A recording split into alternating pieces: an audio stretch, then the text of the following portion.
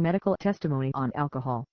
Dr. Ezra M. Hunt says, the capacity of the alcohols for impairment of functions and the initiation and promotion of organic lesions in vital parts is unsurpassed by any record in the whole range of medicine. The facts as to this are so indisputable, and so far granted by the profession, as to be no longer debatable.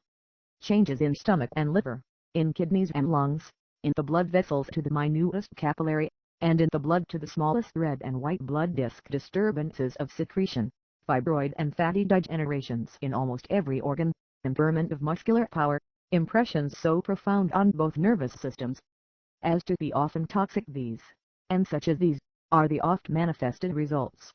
And these are not confined to those called intemperate. Professor Humans says, it is evident that, so far from being the conservator of health, alcohol is an active and powerful cause of disease, interfering, as it does, with the respiration, the circulation and the nutrition. Now, is any other result possible? Dr. F. Arles says, that alcohol should contribute to the fattening process under certain conditions, and produce in drinkers fatty degeneration of the blood, follows, as a matter of course, since, on the one hand, we have an agent that retains waste matter by lowering the nutritive and excretory functions, and on the other, the direct poisoner of the vesicles of the vital stream. Dr. Henry Monroe says, there is no kind of tissue, whether healthy or morbid, that may not undergo fatty degeneration, and there is no organic disease so troublesome to the medical man, or so difficult of cure. If, by the aid of the microscope, we examine a very fine section of muscle taken from a person in good health, we find the muscles firm, elastic and of a bright red color, made up of parallel fibers, with beautiful crossings or striae. But, if we similarly examine the muscle of a man who leads an idle, sedentary life, and indulges in intoxicating drinks, we detect, at once, the pale, flabby, inelastic, oily appearance. Alcoholic narcotization appears to produce this peculiar conditions of the tissues more than any other agent with which we are acquainted. 3/4 of the chronic illness which the medical man has to treat, says Dr. Chambers, are occasioned by this disease.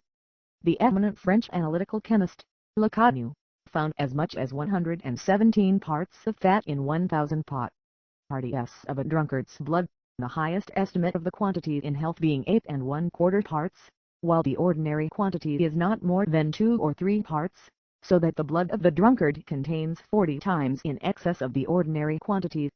Dr. Hammond, who has written, in partial defense of alcohol as containing the food's power, says, when I say that it, of all other causes, is most prolific in exciting derangements of the brain, the spinal cord and the nerves, I make a statement which my own experience shows to be correct. Another eminent physician says of alcohol, it substitutes suppuration for growth. It helps time to produce the effects of age, and, in a word, is the genius of degeneration.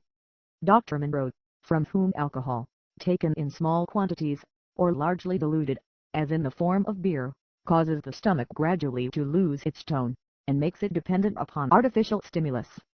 Atonia, for want of tone of the stomach, gradually supervenes, and incurable disorder of health results. Should a dose of alcoholic drink be taken daily, the heart will very often become hypertrophied, or enlarged throughout. Indeed, it is painful to witness how many persons are actually laboring under disease of the heart, owing chiefly to the use of alcoholic liquors. Dr. T. K. Chambers, physician to the Prince of Wales, says, alcohol is really the most ungenerous diet there is. It impoverishes the blood, and there is no surer road to that degeneration of muscular fiber so much to be feared, and in heart disease it is more especially hurtful, by quickening the beat, causing capillary congestion and irregular circulation, and thus mechanically inducing dilatation. Sir Henry Thompson, a distinguished surgeon, says, don't take your daily wine under any pretext of its doing you good.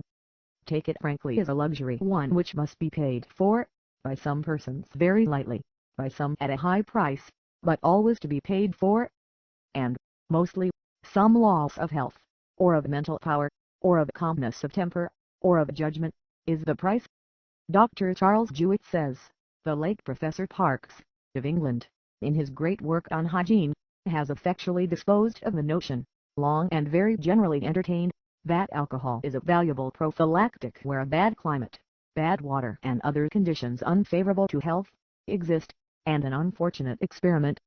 With the article, in the Union Army, on the banks of the Chickahominy, in the year 1863, proved conclusively that, instead of guarding the human constitution against the influence of agencies hostile to health, its use gives to them additional force.